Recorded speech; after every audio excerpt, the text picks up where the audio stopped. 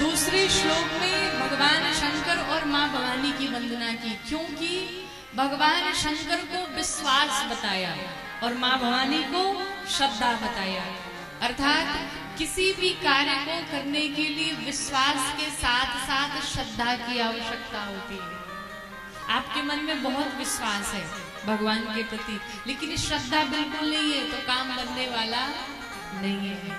और बहुत श्रद्धा है लेकिन विश्वास बिल्कुल नहीं है तो भी काम बनने वाला नहीं है। किसको किसको भगवान के ऊपर विश्वास है? हाथ उठाओ। सबको विश्वास है। किसके किसके जीवन में दुख है? किसके किसके जीवन में दुख है? इतने लोग के जीवन में दुख है, बाकी सब सुखी है। वाह, बड़े अद्भुत हैं आप लोग। आपको भगवान के ऊपर कितना विश्वास है? 100% में से कितना विश्वास है? 100%। अच्छा, चलिए आपका विश्वास देखा जाए। आप गाड़ी कहीं ड्राइव करते हुए जा रहे हो, गाड़ी चलाते हुए कहीं जा रहे हो और रास्ते में अचानक से बिल्ली रास्ता काट जाए तो क्या कहते हैं? महाराज अब मंगल नहीं होगा, बिल्ली ने तो रास्ता ही काट दिया। फिर आपका विश्वास कहाँ चला जाता है? आपको एक छोटी सी बिल्ली पर इतना विश्वास है कि बिल्ली ने रास्ता काट दिया तो अब मंगल नहीं होगा, लेकिन घर से भगवान की पूजा करके निकले तो विश्वास नहीं है कि जिस भगवान का चरणामृत लेकर के चला हूं, जिस भगवान का आशीर्वाद लेकर के चला हूं, ऐसी एक बिल्ली नहीं 1000 बिल्लियां भी रास्ता काटे तो कोई बाल बाका नहीं हो सकता। यही आपका विश्वास है। आप कहते हैं कि भगवान पर में पूर्ण विश्वास है। जिस दिन पूर्ण विश्वास हो जाएगा उस दिन जीवन में दुख नहीं रहेगा। अगर विश्वास है तो दुख नहीं होगा, और अगर जीवन में दुख है तो विश्वास नहीं है। हमें भगवान पर विश्वास है लेकिन मात्र 2%, 100 में नहीं। अभी आप बार बार कहते हैं कि हम पूजा करते हैं लेकिन फिर भी दुखी रहते हैं, जीवन में फिर भी दुख आते हैं। तो एक बार ध्यान से सुन लीजिए, इस भ्रम से दूर हो जाइए कि जीवन में अगर कोई कष्ट मिल रहा है और हम भगवान की पूजा करें तो ठीक हो जाएगा, ऐसा नहीं है। भगवान की पूजा से दुख का कोई कनेक्शन नहीं है।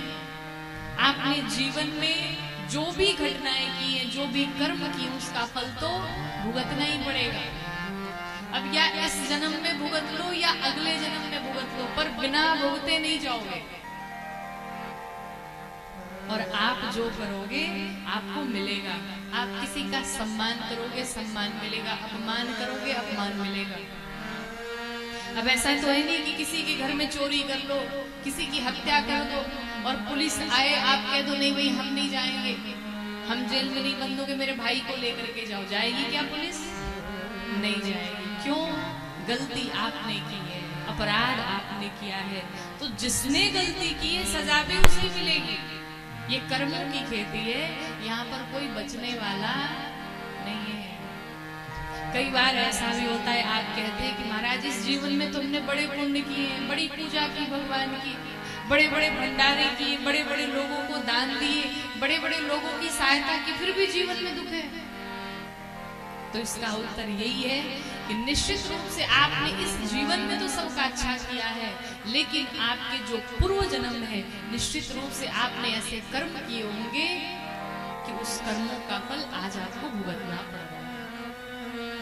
कर्मों से कोई नहीं बचा, इसलिए अच्छे कर्म कर लीजिए।